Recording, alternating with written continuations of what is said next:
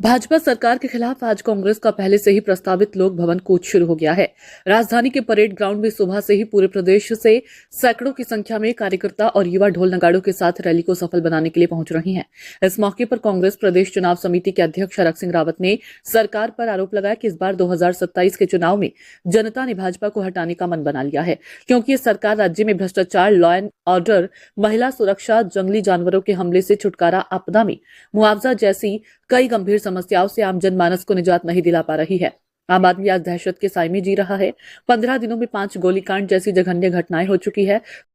देखिए, जिस तरह अराजकता फैल गई है, आज ये प्रदेश की राजधानी देहरादून, जिस तरह आतंकवाद, जिस तरह खून खराबा, 15 दिन के अंदर 5 हत्याएं हुई हैं मुख्यमंत्री के नाक के नीचे, होम मिनिस्टर के नाक के नीचे, DGP, chief secretary, home secretary के नीचे, नाक के नीचे जब 5 हत्याएं 15 दिन के अंदर हुई हैं, इससे लोगों में भयभीत है। मैदान में खूनी लोगों का प्रभाव, उसका डर, और पहाड़ों में जंगली जानवरों का डर।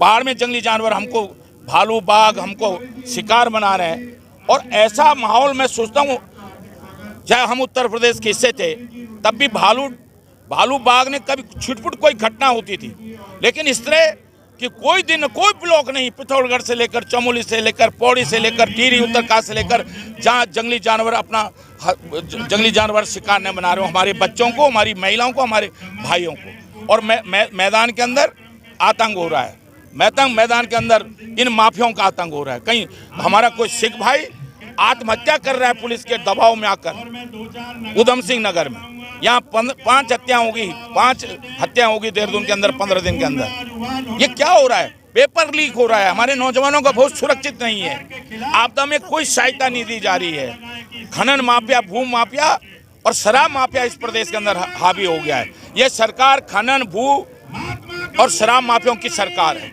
और इसीलिए प्रदेश के अंदर आज सब लोग असुरक्षित महसूस कर रहे हैं, सारे लोग। और आज जिस तरह हमारे झंडे उखाड़े गए, हमारे पोस्टर उखाड़े गए, ये साबित करता है कि भारतीय जनता पार्टी की सरकार की उल्टी गिनती शुरू हो गई है। भारतीय जनता पार्टी की सरकार डर रही है, क्योंकि डॉक्टर लोहिया ने कहा था कि जब कोई आपका विरोध करने लगे, आपके खिलाफत करने लगे, तो समझ लो आप बहुत पावरफुल हो रहे हो, और आज कांग्रेस पावरफुल हो रही है उत्तराखंड की धरती पर। तो वहीं दूसरी ओर भ्रष्टाचार चरम सीमा पर है, सरकार को जवाब देना चाहिए। तो वहीं प्रीतम सिंह ने सरकार पर आरोप लगाते हुए कहा कि सरकार हमारी भीड़ को देखकर घबरा गई है और सब जगह से हमारे पोस्टर बैनर भी हटवाने का प्रयास किया जा रहा है। इस पर कांग्रेस के नेता प्रीतम सिंह ने कटाक्ष करते हुए कहा कि अधिकारी ये ना समझे कि इस बार पोस्टर बैनर फाड़ने से हम लोग झुक जाएंगे। उनको ये भी समझना चाहिए कि सरकार बदलती रहती है, कभी दूसरी सरकार आ गई तो उनको जवाब देना ही होगा। कांग्रेस ने निर्णय लिया कि हम राज्यपाल आवास करने का काम करें।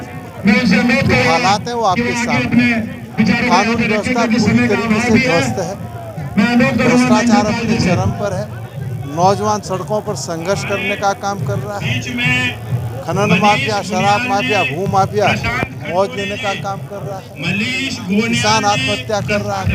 एक बात तो मैं कहूँ, इतने मुद्दे हैं, उन तमाम मुद्दों को लेकर आज राज्यपाल आवास कूच करने का काम कांग्रेस कर। लगातार पोस्टर बैनर फाड़ रहे हैं कि यहाँ पर कवायद शुरू हो गई है।